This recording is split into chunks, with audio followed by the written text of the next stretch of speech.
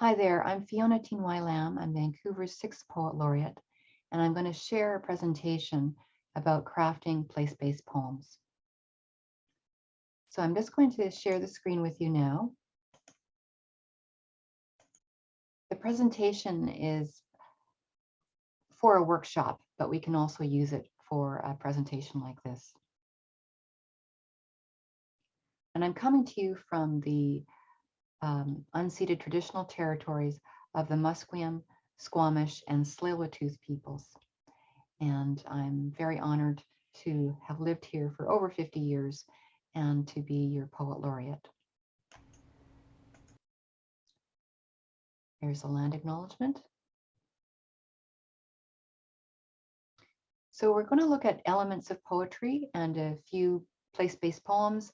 We'll do a mind map and do some writing prompts, and then we'll look at possible approaches and revision. Then I'll go over the City Poems contest.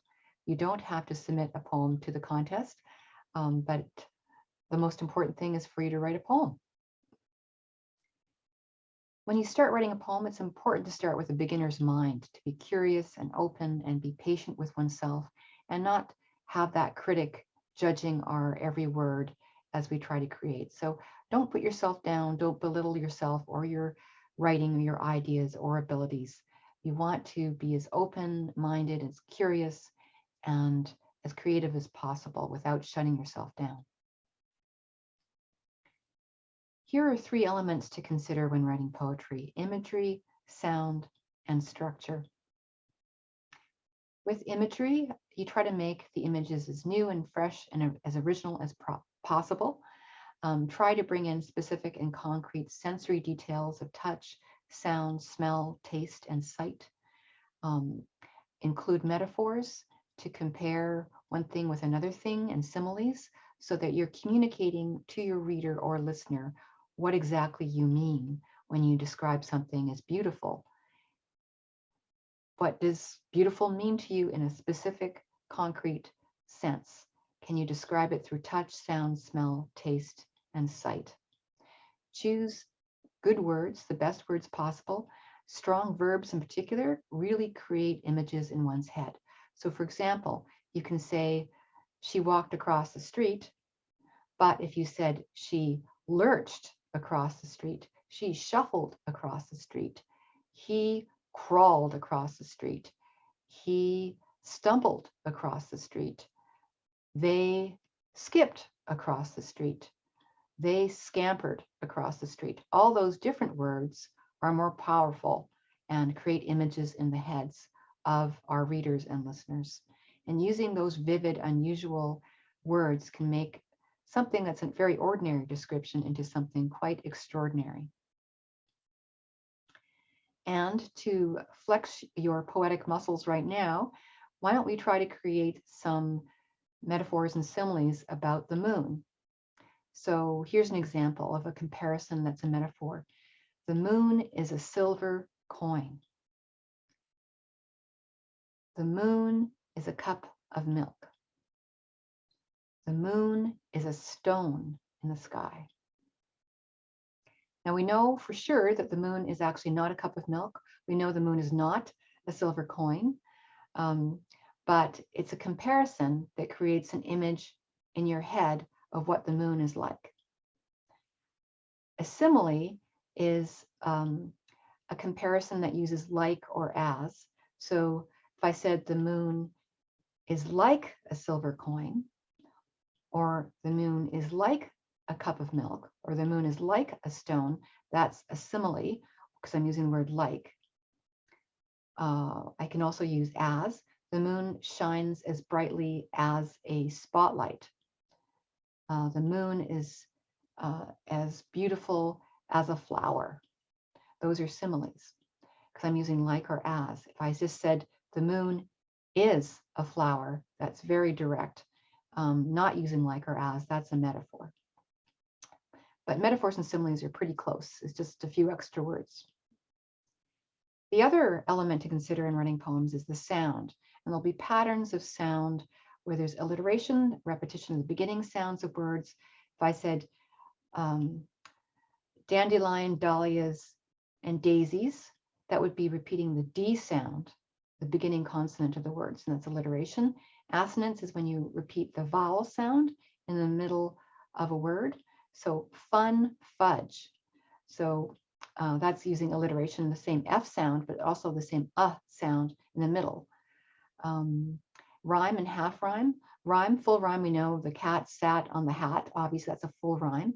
Half rhyme, it's almost a rhyme, but not quite. So here's an example I've given you of half rhyme. Bridge and grudge. There's some similar sounds in the j sound, but the vowel sound is different. Young and song are half rhyme. An example of half rhyme where it's similar but not full rhyme. Half rhyme is also called slant rhyme. And then there's rhythm. So you might have a steady beat underneath your words, like iambic pentameter in a sonnet, where there's 5 regular beats per line, but you can create your own rhythm to your words. Then there's also onomatopoeia, which is a fancy word for words that sound like what they mean, like clatter, slurp, squelch, and hoot. And they're great words to use in a poem because they create images right away in the head of the person who's reading or listening.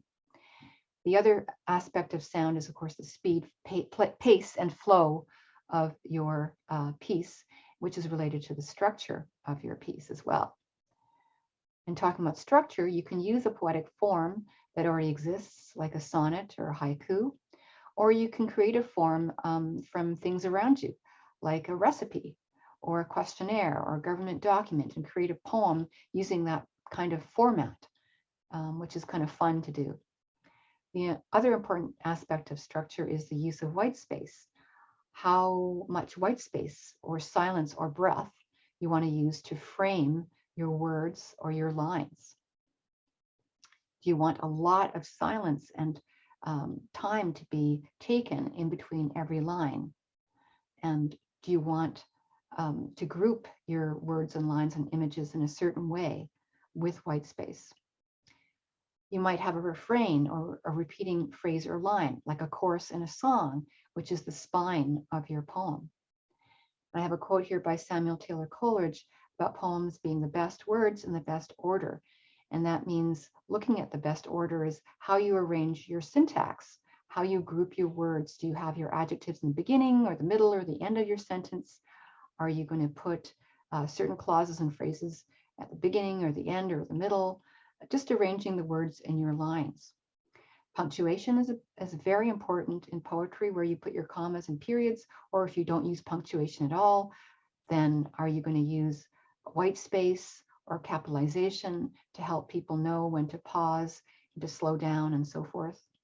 How you group your stanzas, which is similar to grouping paragraphs in a story or a novel, or an essay for that matter. How long your lines are, and where are you going to break your line? Are you going to break your line, end a line at the end of a period, or are you going to break a line in the middle of a sentence? So these 3 elements work in synergy to create a poetic effect, to help you convey what you see, what you smell and taste and feel to the reader or the listener, so that they understand and feel and sense what you are trying to convey. In your head, it enters their head. So now we're going to go look at some examples of some poems about place. And I wanted to show you this map. It's a map by historian Bruce MacDonald in his book, Vancouver, A Visual History, that he put together from documents of over 10 years of surveyors' notes and so forth. And there's artwork by streamkeeper Celia Brower, beautifully done. And you can see that Vancouver was mostly old growth forest with some particular streams and rivers and mud flats and tidal flats and so forth throughout, with all kinds of wildlife.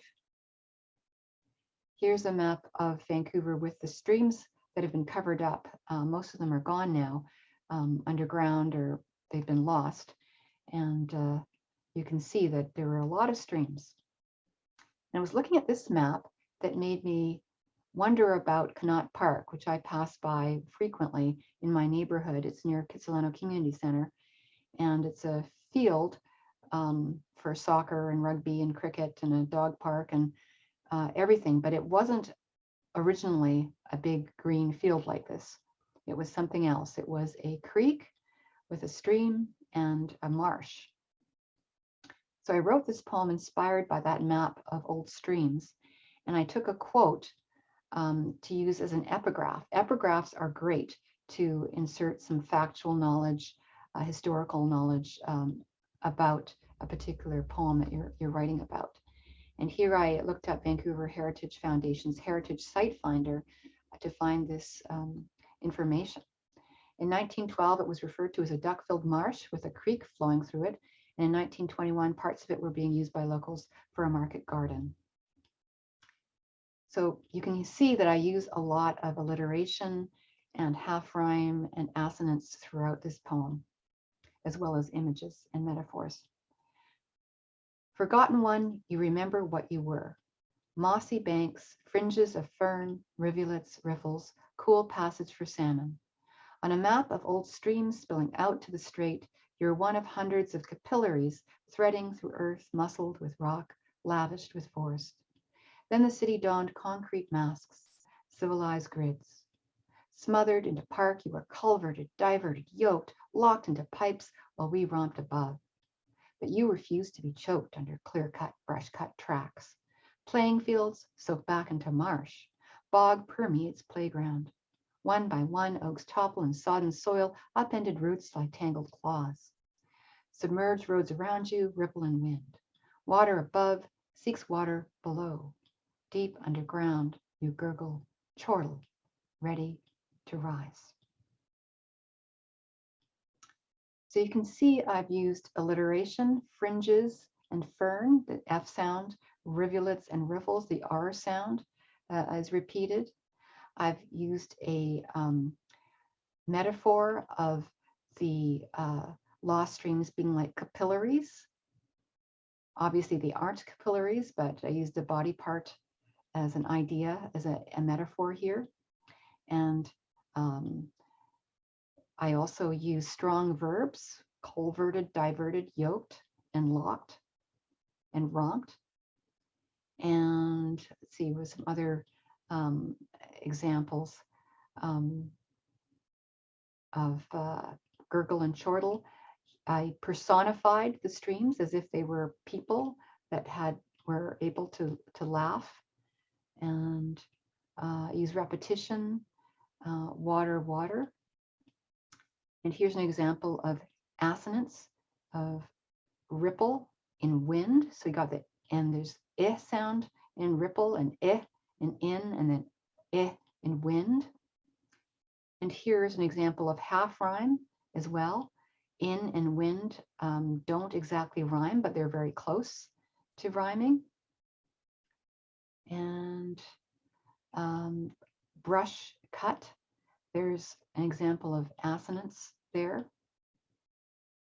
And of course, is also in brush cut, in clear cut. And yeah, so lots of examples of what I was trying to talk about earlier in the elements of poetry. And here's a stream in the east side of Vancouver that was restored by diligent and conscientious efforts of many hundreds of people. A stream that had been used as a dumping ground has been restored, and now is a park, Fraser and 29th area. Here's another example of a poem about a particular place, and I've used a headline from a newspaper as an epigraph, and I also used a dedication to bring in the history for this very short poem, which is a haiku. Feds chop down historic cherry trees in northern BC. The headline for the Northern Review from March 26, 2018, dedicated to Shatari Shimizu, classified as an enemy alien and interned with his family from 1942 to 47, who donated 1,500 cherry trees to his hometown of Prince Rupert 14 years after his internment. Our histories bloom from severed trees, ghost blossoms. And I have a note that there was an outcry when the trees were mistakenly cut in 2018, and that a government plaque was installed to commemorate Mr. Shiminu's story and his generosity afterwards. So even though the trees were chopped down, something has emerged. The truth of history has emerged like those ghost blossoms. And this haiku doesn't follow the traditional 5-7-5 syllable format that you might have been taught in school, just because haikus in Japanese, the phonetic divisions are different from English. So it has been said that you don't have to follow the strict 5-7-5 English syllables because it doesn't match up with how the Japanese measure their own syllables or phonetic units. Here's another place that has been written about. It's Hogans Alley, which is a community that used to exist of Black Canadians in Vancouver. It was destroyed by the Georgia Viaduct. The whole of Strathcona was going to be destroyed by a whole freeway system that the city council was planning in the 60s and 70s, but there were protests. In the end, only part of Strathcona was destroyed by the viaduct. Unfortunately, it was a community that had many businesses that had to be destroyed and displaced by this viaduct. And however, it's been resuscitated through poetry. And if you check out this link here, Bertha Clark reads a wonderful spoken word poem. She performs it alongside photographs and images of Vi's Chicken and Steakhouse that used to be in Hogans Alley. So I highly recommend that you watch that video poem. There's another video poem on that site as well about Nora Hendrix's house where Jimi Hendrix, the great guitar player, went in the summertime when he was growing up. Here's a collage of different places that you could write about. There's no shortage of places to write about in Vancouver. It's so full of history and culture and ecological sites. There's the old wooden roller coaster in the P&E, built in the 50s. There's this beautiful stained glass window at the Carnegie Center at Main and Hastings from the 1920s. With images of, maybe it's older than the 20s actually, of Spencer, Shakespeare, and Milton as well. That's right, the Spencer, Milton, and Shakespeare. And then there's the train station at Terminal Avenue. There's the Gay Village on Davie Street, West End, English Bay, Italian grocery store that's in Strathcona on Main Street. It still exists. It's used as a movie set a lot, and it's been there for 100 years because Chinatown was actually not just Chinese people. There were Italian people, of course, Black people, Ukrainians, Russians, Germans, you name it, all kinds of different immigrant groups because it was affordable there. Then there's an image of, in the corner of what used to be a small group of residents of various descents, First Nations, Chinese, Portuguese, living at Brockton Point, and they were evicted by the Parks Board for Stanley Park, unfortunately in the 1920s. So, but there were many villages and people of Indigenous and mixed race background living in what we now know as Stanley Park until it was taken over and people were evicted. Then there's the Japanese Hall. It's on Alexander Street in the Powell Street area where there was one of the Japanese Canadian communities in Vancouver. There were several Japanese Canadian communities, but these thriving communities were demolished or destroyed by the internment during the Second World War. This is one of the few buildings that was restored to and given back to the Japanese Canadian community and is currently being used as a community hall and language school. And then, of course, on the bottom right, there's the Dominion Building and the War Memorial and the Flack Building in what used to be the center of Vancouver and is now more so the downtown east side. And here's the first part of the writing exercise, and that is to do a mind map. You choose an object or photo that you associate with a certain place, and you draw a mind map. In the center of the page, you leave space around to draw and write notes. So in the center is an image, a sketch of the particular place that you want to write about, and then you leave some space around to make notes. So you imagine that you're there at that place and time. If you close your eyes for a minute or two and just imagine you're there, and what did you hear and taste, touch, smell, and see when you were there at that time and that place. Then you open your eyes and jot down those quick notes about the associations you have in relation to that place. And then you might write down some metaphors and similes or symbols, any scenes, characters, faces, names, anecdotes, myths, or stories. And if you go on tangents, that is a good thing. You can go off on tangents about other memories or other places or other people. And that might be part of the poem or even part of a new poem. But it's good to go and explore, let your subconscious ramble freely. Here's an example of a mind map I did of Vancouver Zoo that closed in 1997. I imagined all the animals, the sounds, the smells, the splish quack honk of all the geese and ducks. I'm bored. Being a kid, I remember saying that because we'd always take tourists to go to Stanley Park, and I wasn't that interested sometimes. And I remember seeing the popcorn on the ground, the big polar bear, which was the last creature in the zoo with his yellow fur. I did some research and found out his name was Tuk or Tuk.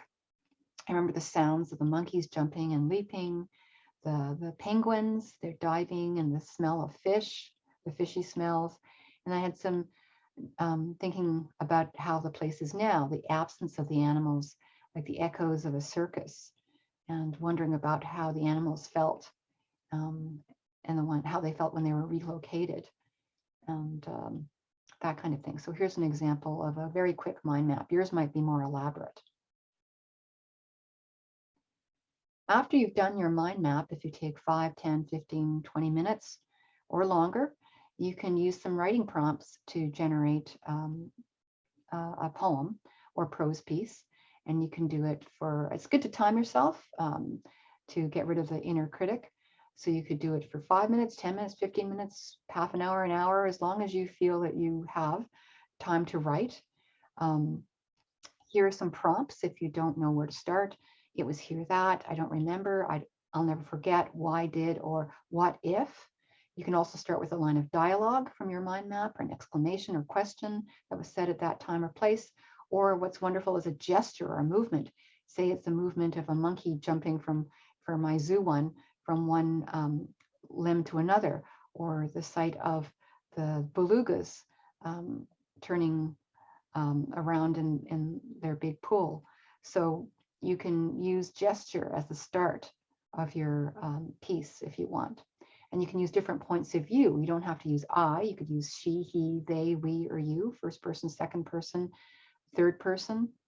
And that might be more fun to try a different point of view and try to see this image or that scene through another person's eyes. Then breakout rooms, of course, is if I was holding a workshop. After you've finished writing your poem, you might ask, where does the poem or what you've written really begin and where does it end? Maybe it begins earlier and maybe it ends later. Maybe it starts in the beginning or starts in the middle or starts at the end and you want to go backwards. Is there something contained or not contained in the poem that I'm avoiding? How can I hone my poem further after you have your first draft? You want to get better words, stronger and more vivid verbs. You want to get rid of abstractions and cliches. Do you want to insert some metaphors and similes? Are there places that need further development or that need to be compressed or need to be cut out altogether? Does it flow well? Read it aloud to find out how it flows. Do I need to insert more white space to break some lines, or do I need longer lines? Do I need to group my lines into stanzas? When you're revising, there's a great article here. It's meant for high school kids, but it's good for adults too, and I recommend it if you want to check it out.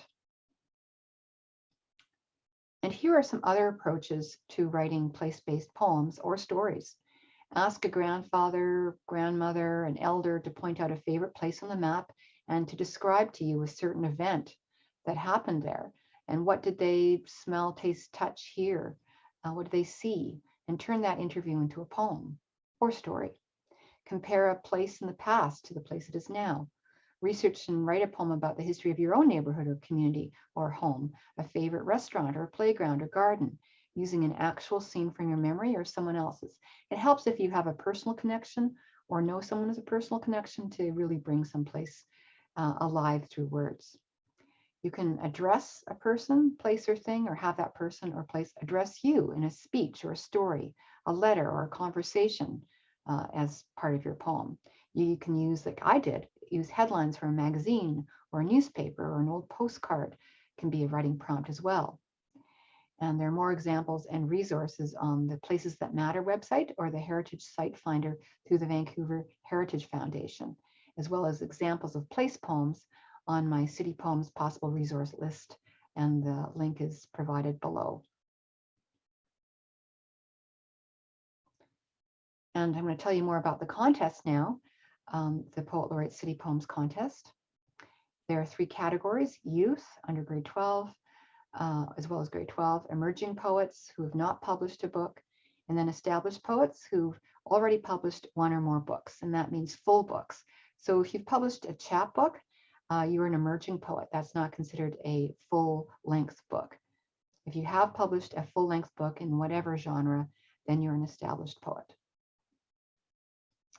Awards, there's prizes for each category: a first prize of 300, a second 200, and a third of 100, and there'll be a short list as well. And the winners will be notified in June, and the Writers' Fest will publish winning entries in their online newsletter circulated monthly to 14,000 readers. So the judging will occur in May. The deadline for the contest is April 15th of this year.